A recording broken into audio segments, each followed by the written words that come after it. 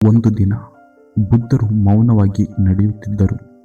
ಅವರ ಮುಖದಲ್ಲಿ ಕೋಪವೂ ಇಲ್ಲ, ಸಂತೋಷವೂ ಇಲ್ಲ, ಆದರೆ ಆಳವಾದ ಶಾಂತಿ ಮಾತ್ರ ಇತ್ತು. ಅಷ್ಟರಲ್ಲಿ ಒಂದು ಊರಿಗೆ ಬಂದರು. ಆ ಊರಿನ ಜನರು ಬುದ್ಧರನ್ನು ನೋಡಿ ಕೋಪಗೊಂಡರು. ಯಾವ ಕಾರಣಕ್ಕೂ ಅಲ್ಲ, ಕೇವಲ ಅಸೂಯೆಯಿಂದ. ಒಬ್ಬನು ಮುಂದೆ ಬಂದು ಬುದ್ಧರಿಗೆ ಗಟ್ಟಿಯಾಗಿ ಮಾತಾಡಿದನು. ಇನ್ನೊಬ್ಬನು ನಿಂದಿಸಿದನು, ಮತ್ತೊಬ್ಬನು ಅವಮಾನಿಸಿದನು. ಆದರೆ ಬುದ್ಧರು ಒಂದು ಮಾತು ಕೂಡ ಹೇಳಲಿಲ್ಲ. ಮೌನವಾಗಿ ನಿಂತಿದ್ದರು. ಜನರಿಗೆ ಇನ್ನು ಕೋಪ ಹೆಚ್ಚಾಯಿತು.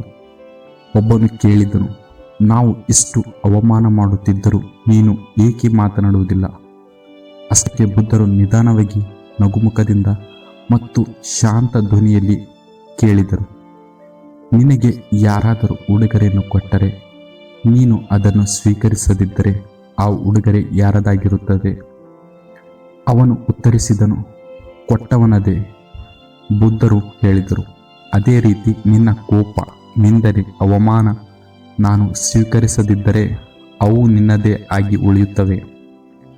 ಆ ಮಾತು ಕತ್ತಲೆಯಲ್ಲಿದ್ದ ಮನಸ್ಸಿಗೆ ಬೆಳಕು ತಂದಿತು.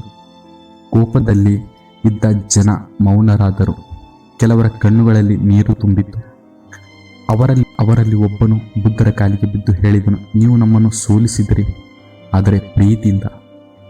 ಬುದ್ಧರು ಉತ್ತರಿಸಿದರು, ನಾನು ಯಾರನ್ನು ಸೋಲಿಸುವುದಿಲ್ಲ, ನಾನು ಕೇವಲ ಸತ್ಯವನ್ನು ತೋರಿಸುತ್ತೇನೆ.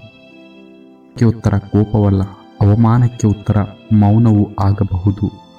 ನಿಜವಾದ ಶಕ್ತಿ ದೇಹದಲ್ಲಿಲ್ಲ, ಮನಸ್ಸಿನ ನಿಯಂತ್ರಣದಲ್ಲಿದೆ. ಶಾಂತಿಯನ್ನು ಕದಿಯಲು ಯಾರಿಗೂ ಅವಕಾಶ ಕೊಡಬೇಡ.